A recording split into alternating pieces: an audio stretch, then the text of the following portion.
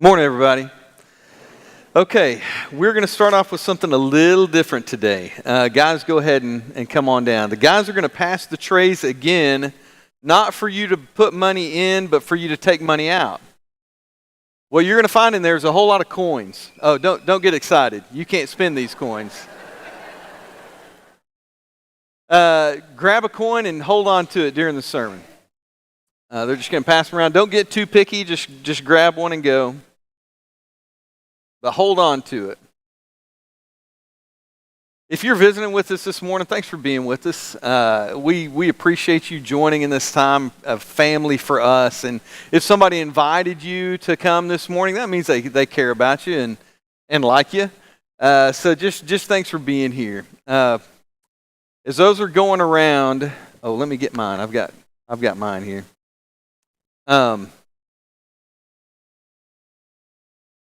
I want you to be thinking about this a little bit. Think about people that are in your life. Think about people that are close to you. Think about people who have impact in your life. One of them, for me, was Courtney. She's my wife. Don't know if you guys knew that. Our relationship progressed. Our relationship changed. Like, it started off with me going, hey, who's that pretty brunette with the brown eyes over there, right? Isn't that the way a lot of stories start? Maybe redhead, maybe blonde, but whatever. With me, it just started out, who's that girl over there? I kind of like the look of her. And then I wanted to know her. I wanted to get to know her, who she was on the inside. Not the face she presented or not who she might pretend to be or anything. I wanted to know her. And then, after that, I wanted to know what she thought about me. What were her feelings towards me? Because that dictated everything about our relationship, not only about how I felt towards her, but how she felt about me. And when it comes to relationships that are important, those two things are vital. If somebody's going to have impact in your life, if they're going to affect you and your family, you need to know who they are and know what they think about you and feel about you. Does that make sense? Would you guys agree with that?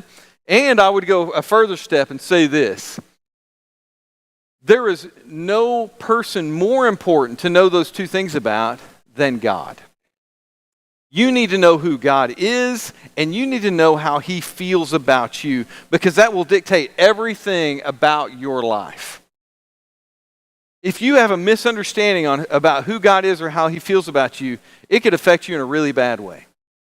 But your understanding about who He is and how He feels about you can affect you powerfully for the good. But if you misunderstand it, it can affect you powerfully for the bad. Some people walk around with a very distorted view of who God is. Some people view God as just kind of like a permissive uncle, like, hey, as long as you're happy, I'm happy. That's all I care about is you being happy. Some people kind of flip that, and they have this idea of God as if He's in heaven on His throne, and He's an angry judge, and He's looking at you, and He can't wait for you to mess up so He can smite you. That's the way some people view God. Some people view God as so far away and distant that He couldn't possibly care about you, much less do anything to help you and change your life. All of those views are flawed. We need to know who God is, because that is vital to our lives here on earth and to our eternal destiny. You are an eternal being. You're not just flesh and blood walking around on the earth. You are a soul that is destined for eternity. And your understanding about who God is and how He feels about you will affect your forever. So Jesus knew that. Jesus knew that we need to understand who His Father is and how He feels about us. So turn to Luke 15. That's where we're going this morning. It's Luke chapter 15.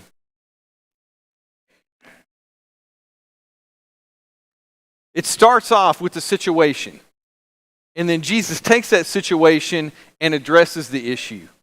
It starts off with a group of people who were very convinced that they had a good understanding about who God was and how He felt about people. Well, start in verse 1.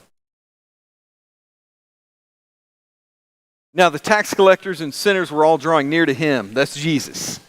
The tax collectors and sinners were drawing near to Jesus. And the Pharisees and the scribes grumbled, saying, "This man receives sinners and eats with them." So that's the situation. Jesus, Son of God, God in the flesh, walking the earth, the people who were looked down on in his society wanted to be around him. That's kind of miraculous, isn't it? Because a lot of times when we think about somebody who's religious or a religious leader, you get the thought that not only would it be weird for him to be around tax collectors and sinners, but it would also be weird for them to want to be around him, but that wasn't the case. Jesus was the holiest person to ever walk the earth. And he drew people who were unholy to him like a magnet, because he was offering them something that they weren't hearing from their religious leaders. That's verse 2. That's the tax collectors. That's verse 2. That's the Pharisees and the teachers of the law. Those were the people walking around claiming to represent God and what he thought about people. And what they were projecting to the tax collectors and sinners, and that's just, tax collectors were people who worked for the nation of Rome to take money from their own people and give it to the Roman Empire. They were viewed as deep traitors and they were hated. And the other sinners were the people who just couldn't get the law of Moses right. The people who represented God, Pharisees, teachers of the law, despised them. Condemned Jesus himself for eating with them, for having fellowship with them, for accepting them. It baffled them that this man who claimed to be a rabbi would spend his time around such lowly people. So Jesus, he asks two questions and then he tells a story. And all of these things serve to help people understand who God is and what he feels about them. So let's go to the first story here. Luke 15, verse 3. So he told them this parable. What man of you, having 100 sheep, if he's lost one of them, does not leave the 99 in the open country and go after the one that is lost until he finds it? When he has found it, he lays it on his shoulders, rejoicing. And when he comes home, he calls together his friends and his neighbors, saying, "Rejoice with me, for I have found my sheep that was lost." He's telling a story here that every person there would have been familiar with. This was a nation and a culture of shepherds and sheep. The people he's talking to either were shepherds, had been shepherds, were related to a shepherd, they knew a shepherd. When they were walking through their daily lives, they saw flocks of sheep. They were familiar with this. So he's telling them something. What he's doing is he's lobbing them a softball question. He's lobbing something up for them to knock out of the park. He's saying, would a man ever, who's a shepherd, if he has 100 sheep and loses one, you know what he would do? He would leave these behind and go find the one that was lost. Picture that. Picture him out on the hillsides, calling out for his sheep, listening for the sound of it bleating if it's in trouble, searching until he finds it. He's not going to stop until he finds it. When he finds it, he throws it over his shoulders, and he carries it back, and he's rejoicing. He's ecstatic. He's happy. In fact, he's so happy he's telling everybody about it. Hey, look, my sheep was lost, and I found him. Oh, praise God. That which was lost is now found. And then Jesus says, and everybody there would have been like, yeah, obviously. That's obviously what you would do. Then look in verse 7. Just so, I tell you, there will be more joy in heaven over one sinner who repents than over 99 righteous persons who need no repentance. Joy in heaven. Celebration. Here's what he's saying. When a sinner repents, when that which is lost is found, then there is an explosion of joy in heaven. I don't know what that looks like, but in my head, angels are high-fiving, right? They're celebrating. They're jumping up and down. God pumps his fist. There is joy in heaven over one sinner who repents. So what Jesus is saying here is, Pharisees, are you listening? Are you listening? Tax collectors, do you hear what I'm saying about who God is and what he thinks about you? And I would pose that to you guys. Are you hearing what Jesus is saying about who God is and how he feels about you? Then he tells another story, very similar to the first. Verse 8, or what woman having 10 silver coins, if she loses one coin, does not light a lamp and sweep the house and seek diligently until she finds it? And when she found it, she calls together her friends and neighbors, saying, rejoice with me, for I found the coin that I had lost. A woman loses something that's precious to her. In my house, it's normally me losing the stuff, so this is kind of a weird story. But a woman loses something valuable to her. Silver coin, she's only got 10, loses one. She searches the house, lights a lamp, sweeps out. I can picture her moving furniture, pulling up the rugs, doing everything she can to find that one coin. Courtney, a while back, I think I told you guys this, lost the diamond to her wedding ring, which is crazy because it was massive. If you guys remember, it was so big. But it fell out of the setting, and I'm surprised we didn't trip over it in the house somewhere. But she lost it, and she looked and looked and couldn't find it. And finally she got desperate and offered the girls $100 if they could find that diamond. And I'm like, I went in on that deal. I only paid $20 for it. I don't know why you're... No. Couldn't find it. But it was vital for her to find it, right? Search and search and search. Exhaust all possibilities. Why? Because it's precious. Just like that woman searching for that coin. She was not going to stop until she found that coin. When she did, what did she do? She was happy. She was ecstatic. She calls her neighbors together, friends and neighbors. Hey, rejoice with me. I found the coin that I had lost. Then look in verse 10. Jesus says, just so I tell you, there is joy before the angels of God over one sinner who repents. Jesus is saying, a sinner comes back to God, sees the error of their ways, comes to God. There is an explosion of joy and celebration and victory in heaven. They get the story about the sheep. They get the story about the coin. He's trying to give them a heavenly perspective. I went to the OU football game yesterday. I was a little nervous during that game. At the end, OU takes the lead with only a few minutes left in the game, and then the defense pours it on, and one of our players sacked their quarterback in the end zone, getting a safety and essentially sealing the victory. You should have seen the explosion of joy and victory and celebration there, right? I was yelling at the top of my lungs. People are jumping up and down. People are high-fiving and hugging people they never met before in their lives. My nephew just starts punching me like 5 body shots. Bam, bam, bam. And he's a big kid, but I didn't care because I was ecstatic over the victory. How much more does heaven celebrate when that victory is won? Because that soul that was lost and now is found and is saved is far, far, far, far, far, far, far, far, far more important than any football game, right? Far more important than any lost coin, far more important than any lost sheep.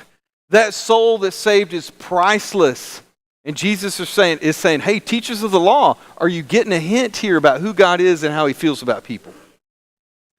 You're looking down on these people that heaven rejoices when they are saved. You should be working to help be a part of that celebration rather than looking down on them. And let me just tell you guys this. You're never going to despise anyone into heaven. It's not going to happen. You're never going to condescend someone into heaven. And those Pharisees, those teachers of the law who were representing God, those guys should have been doing everything they could not to look down on those people, despise those people, but to show them the true love and goodness of God. Amen? That's what they should have been about, and they weren't. And they were missing the point about who God was and how he felt about them.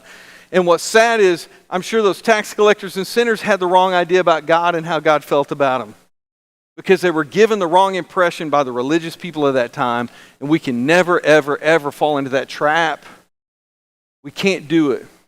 So I hope you're listening to what Jesus is saying about who God is and how he feels about people. Finally, Jesus tells one more story. It's not about a man who lost a sheep, and it's not about a woman who lost a coin. It's about a father who loses his son. Let's read in verse 11. There was a man who had 2 sons. The younger of them said to his father, Father, give me my share of property that is coming to me. And he divided his property between them. Now that is a bizarre statement for that culture, not even for that time. I think for that culture period to this day, that is a bizarre scenario Jesus is setting up. The sheep they got, the coin they got, but now he's saying, Father has 2 sons, and his youngest son says, I want my inheritance and I want it now. Dad, I don't want to wait around on you to die to get your stuff. I want what's coming to me. And what he's communicating is, Dad, I would rather have your stuff than you in my life. I want to live as if you are dead. Dads, how would you feel about that? Like my first answer was, what do you think you're going to get out of this inheritance anyway? There's not much to it. A few hunting knives. That father, that was any dad, any parent would feel insulted or deeply wounded. And in fact, my response to that request would have been, shut up, boy, and get back to work, right? That's not the father's response. The father divided his property between them. Now, in Jewish culture, 2 sons, the older son would have gotten a double portion. That was the rule. The oldest son gets a double portion. So what the father would have had to do was calculate he would have had to divide his property and ownings into thirds and liquidate what he had and give an entire third of everything he owned to that son. Why would a father do that? Why would a father do that? Because that father wouldn't be satisfied with that son's presence if he didn't have that son's heart. So he didn't. He gave him that inheritance. Look what happens next. Not long after that, not many days later, the younger son gathered all he had and took a journey into a far country, and there he squandered his property in reckless living. When he had spent everything, a severe famine arose in that country, and he began to be in need. So he went and hired himself out to one of the citizens of that country, who sent him into his fields to feed pigs. And he was longing to be fed with the pods that the pigs ate, and no one gave him anything. So that son gets all that money, the wealth of his father. If you keep reading the parable, and we will, you figure out his dad's pretty wealthy. And he takes it all, moves as far away from his dad as he can, where no one knows his father, no one knows his father's reputation or his name, and then he just blows it. Reckless living. Later, his older brother accuses him of blowing the money on prostitutes. He's partying. He's getting drunk. He's blowing this money everywhere, and suddenly, it's all gone. I imagine whatever friends he had by doing all that faded away. And he has to hire himself out to make a living. And he ends up feeding pigs, which to a Jewish person is the lowest of the low. Pigs were unclean. They didn't want anything to do with them. Next thing you know, he's feeding them. And not only that, he goes another level and he is starving. He sees the food those pigs are eating and he's like, I would really like that in my belly. That's how bad off this kid is. What a blockhead. When he lived in his father's house, he had it all. Find out later his father had servants, and as the son of his father, the master, he could have told his servants to do something. That servant would have done it because he was his father's son. When he walked into town, they would have known that's that rich, important man's son. Let's treat him right. He had respect, he had authority, he had the comfort of his father's house, and he threw it away. But before we start judging him too harshly, we need to realize that that boy is us. That's us. Because each one of us has taken the richness of the blessing that God intends for us. We take it out of God's hands and put it in ours, and we twist it and we ruin it. We make of our lives something God never wanted us to be. We indulge in sin and selfishness, and it ruins something that God intended to be beautiful and useful in his hands. That younger son, that's me. And that's you. And then comes some of the sweetest words in Scripture. Verse 17, but when he came to his senses. My translation says when he came to himself. When he woke up out of this haze of self-indulgence and then self-pity he'd been living in, he said to himself, how many of my father's hired servants have more than enough bread, but I perish here with hunger? I will arise and go to my father. I'll say to him, Father, I've sinned against heaven and before you. I'm no longer worthy to be called your son. Treat me as one of your hired servants. And he arose. He rose and started that journey home. He wakes up and realizes the deep sin that he had committed, the wrong that he had done his father. He says, how many of my father's hired men have food to spare? Now, a hired man, that's not even a servant in the household. A hired man is a day worker that would just get picked up by a farmer to work for the day, or a shepherd. He's just a guy working for the day. And he says, how many of his hired men have food to spare?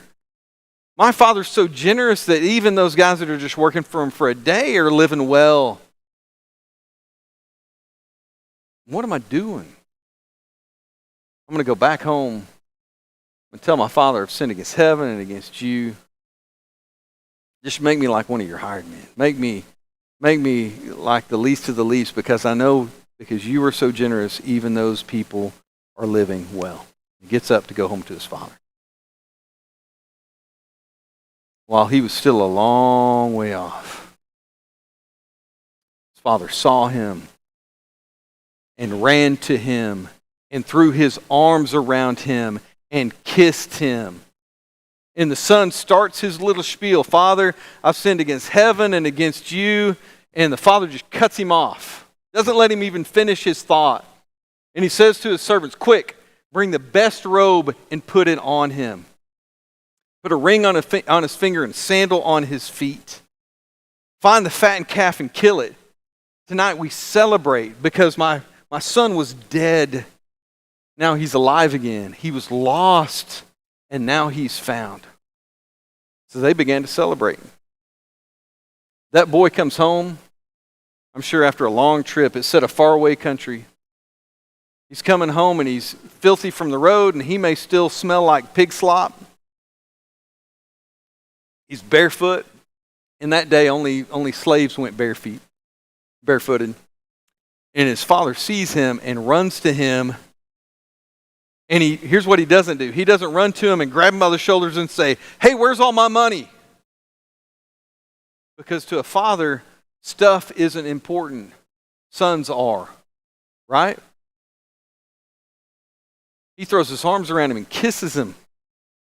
And that kid who's filthy and stinking, he says, you servants, bring my best robe. You put it on him. You cover that filth up.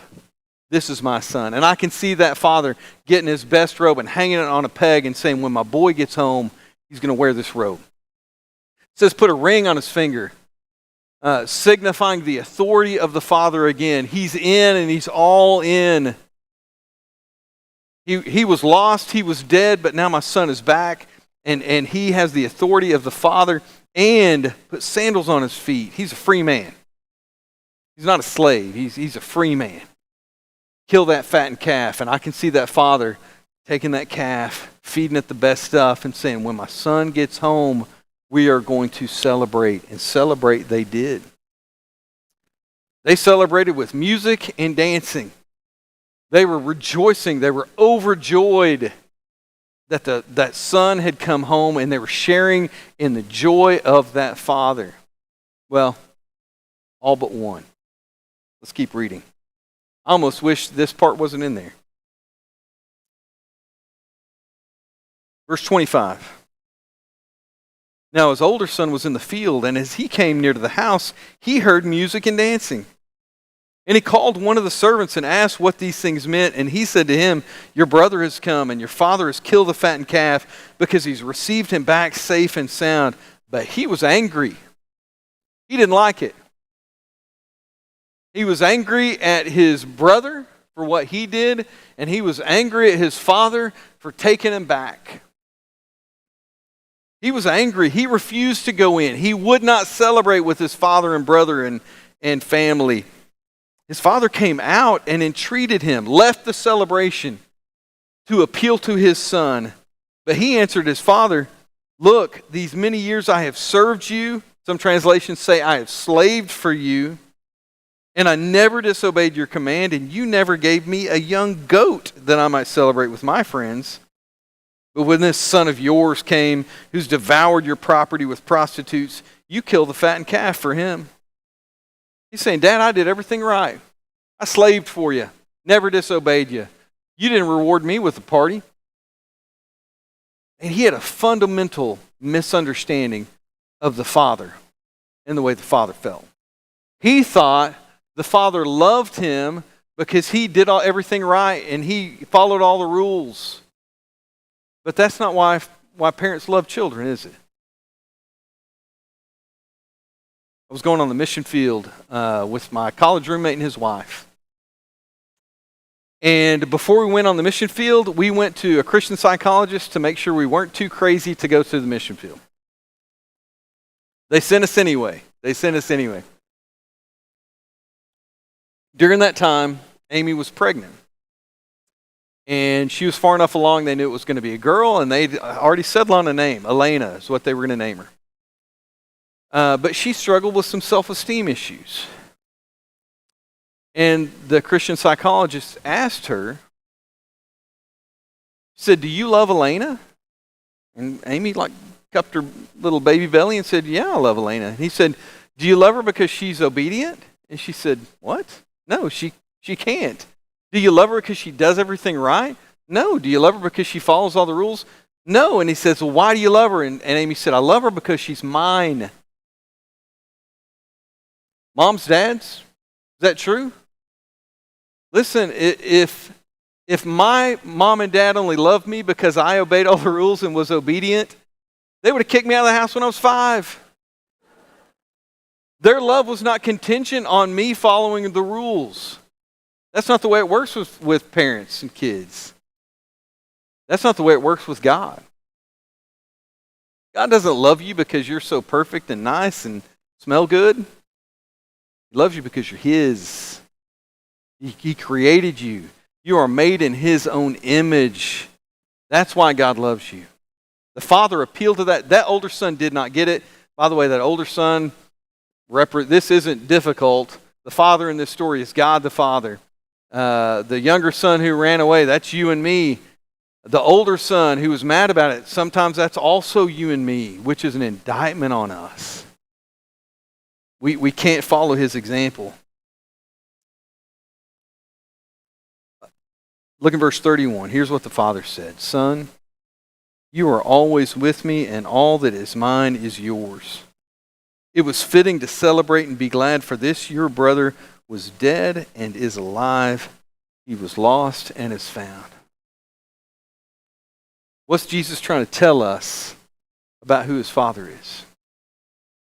What's Jesus trying to tell us about how he feels about us? Because every single one of us was that son who went astray. Listen carefully. If you have already come home, so if you're in that category, if you've already left behind the pig slop and come home, you are home.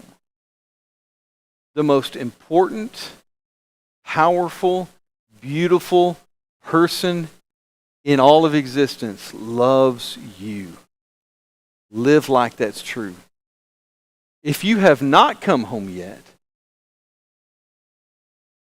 God's ready. Are you ready?